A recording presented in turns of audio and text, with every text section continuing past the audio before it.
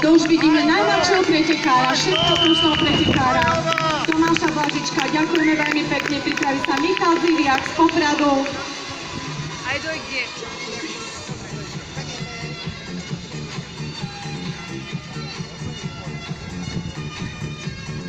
Michal Ziviak z Popradu, po ňom nasleduje Tomáš Mašľonka.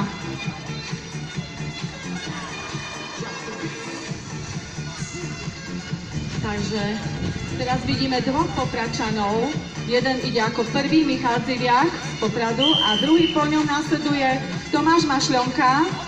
V disciplíne štvrtej už, podotýkam štvrtej, už vlastne silákom dochádzajú pomaličky sily s mocnosťou 250 kg.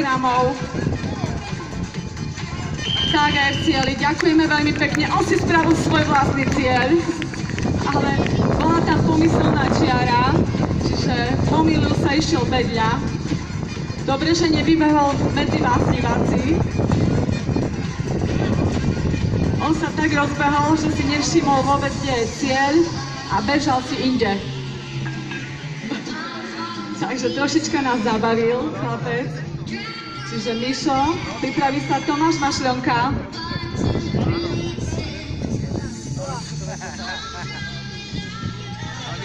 Tak chlapci, viete čo, síce som blondína, ale keby ste boli posunuli iba tie kuželky, tak máte štart. Jaj, pardon.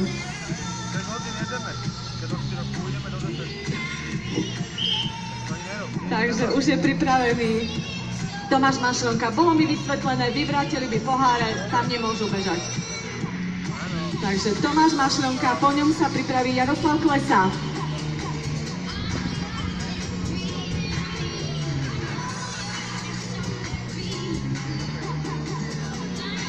Takže Tomáš Mašľonka, mladý tiež 23-ročný pretekár z Popradu, a pripraví sa Jaroslav Klesa.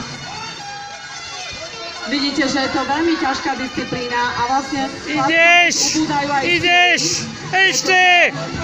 Ten superior má 250 kg, neskutočná váha.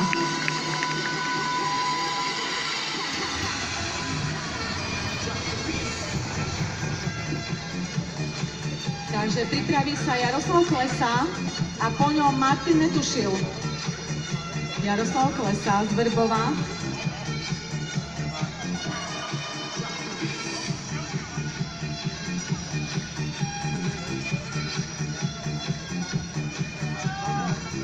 Takže už je pripravený Jaroslav Klesa z Vrbova. Je to tohtoročný majster Slovenska do 90 kg.